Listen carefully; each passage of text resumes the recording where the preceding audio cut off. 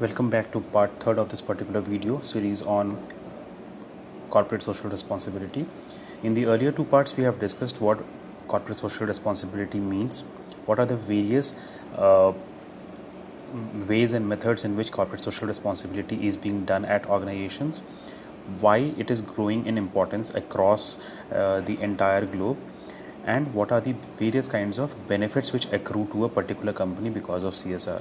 Now, continuing with the business advantages of CSR, the first one is that recruitment, retention, and morale of the staff at your company improves drastically. People want to work for your company, they do not want to leave your company, and the morale of the staff is high.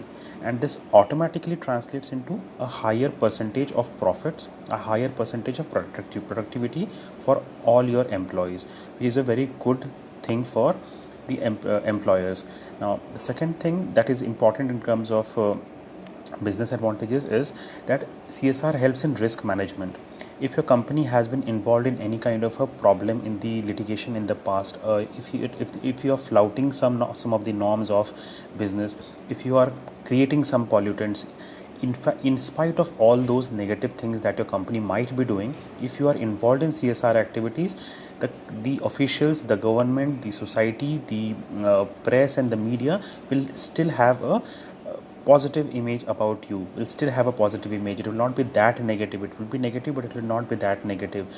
So that is basically called the greenwashing effect. It actually greenwashes the entire negativity of your company. It builds a better brand for yourself.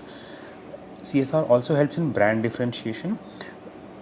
If a customer has been given a choice to buy goods from two different companies, one with CSR activities, one which is helping students across underprivileged students across the world solve their problems, 90% likelihood is that that particular customer will go for a company which is doing social, charitable, philanthropic work compared to a company which is just there for the profit motive. A lot of things have been changing, a lot of issues have been brought forward in front of the customers, and the customers are now choosing a company which is CSR friendly, a company which is looking forward to sustainable development. And therefore, on an overall, if you look at it, it builds brand loyalty of the customers. If a customer has been buying from your company, he will be a loyal customer to you if you have been doing charitable work, if you have been involved in CSR activities, is a trend that most of the companies are observing, and that is why it makes all the business sense that you be involved in CSR activities. Now, when it comes to business development, if you have a new market to enter, if you want to bring new products into the market, if you have some services which you want to sell for the first time, if you have already had a history of doing CSR activities, of being involved in some of the social activities, of helping the social poor underprivileged people, then your business will automatically zoom up from the first day when you launch the business. It will not take a lot of time like the traditional businesses would have taken, because you have already build a very good image around your company by doing CSR. So therefore it makes a business advantage for CSR. Now, it also helps in better resource management. The number of resources, the total number of resources at a particular company at any given point of time is limited. It cannot be, you would have learned that in economics, that resources are scarce, and it is the best of best companies which manage these resources in the best way, in the most efficient and effective way, that results in better production and better productivity. So if you look at it, CSR activities also help in this particular aspect by helping your management conserve the strategic assets which are very, very important for the company. We have discussed about stakeholder and shareholder in the earlier two videos. You'd remember that stakeholder is anybody like the government, the public, the NGO intervention, NGOs which are basically not directly related to the company, they are somewhere indirectly related to the company and the company's activities. So if you have been doing CSR activities, it will automatically result in better internal and external relationship. These are the external, the stakeholders are the external people who are somewhere related to the particular company and the company's activities. Internal shareholders would be somebody, stakeholders would be somebody who is an employee or somebody who is a buyer or supplier. So it results, CSR activities help create a total umbrella kind of an effect wherein it impacts and it helps improve the image of the company on an overall, and it improves the relationships, and it improves the business sense. So that is the that are the various kinds of business advantages that CSR offers.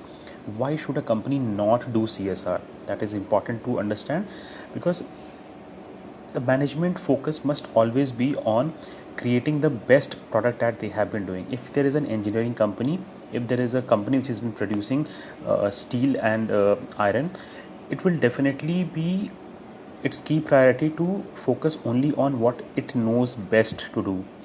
The company's focus is not on charitable institutions. The company's focus is not on philanthropic activities. The company has not been doing it for a very long time. It is not into the business of serving the underprivileged people. That an NGO would be able to do better. अगर एक काम को एक NGO कर रही है तो उस काम को ज़्यादा अच्छे से जस्टिस कर पाएगी अगर वो गरीबों के लिए है, अगर वो किसी के उत्थान के लिए है, compare to a company which is been producing iron and steel. So therefore if the management shifts is focus from what it actually is expert in doing to something it is not an expert, it will automatically mean that it is not doing justice to both the activities. It will not be a win-win. It will lose a lot of funds, it will lose its charm, it will lose its business. So that is not suggested, and that is why CSR is not always good. CSR is something that can be outsourced is good, but CSR, if the company starts doing it on its own, can result in problems. That is why CSR is not advisable for in most of the management jargon. Most of the times you'll also find that CSR activities are just being done for the sake of doing a CSR activity, and that is basically a cosmetic way of doing it. You're not involved from your whole heart. You are just doing it for compliance, you're just doing it for showing it to the public, you're just doing it for greenwashing the image that you have created because of the various kinds of pollutants you have spread, or the various kinds of impacts you have caused to the society. You're just doing it for cosmetic changes. So that is also not advised, and that is why if it is said that if you want to be involved in CSR, if you want to do actual good to the people, don't do it cosmetically, do it wholeheartedly. Go ahead and do it wholeheartedly. So that is with genuine social benefit, and that is why it is not suggested that companies go for CSR. Now, what are the other reasons? Maybe the organization more make the organization more vulnerable to revelation of bad unethical business practices.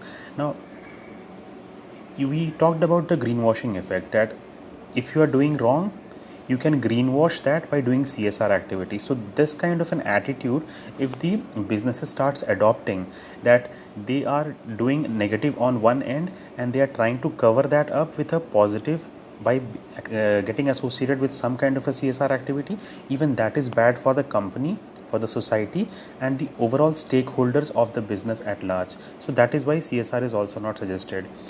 Also, CSR can result in a restriction to free trade, because free trade basically means wherein there is a direct transaction between the buyer and the seller. But if the buyer and seller is having CSR at the back of their mind, that the seller, if there is a particular company which is selling goods, has CSR at the back of the mind, it will not be resulting in free trade. It will be, they will always be concerned about other things which are not non-priority items. So that is why it's suggested that CSR may not be done. Now we have various kinds of case studies. The Coca-Cola company has an environmental focus, absolute environmental focus. It tries to make an impression, create an impression that it is always there for its customers, and it is not creating a negative impact on the environmental front. Employee focus is how Johnson & Johnson tries to showcase itself. I will just read this sentence for you. Johnson & Johnson's Balancing Work and Family program reflects our credo commitment to help employees manage work and family life. This effort offers advantages to employees and to the company, which is able to attract, recruit and retain the most talented employees and offer them a host of benefits. So this is where the company is trying to focus exclusively on the employees for its CSR activities by giving them a better environment. Now, triple bottom line is something that we have discussed earlier. We'll skip it for the time being.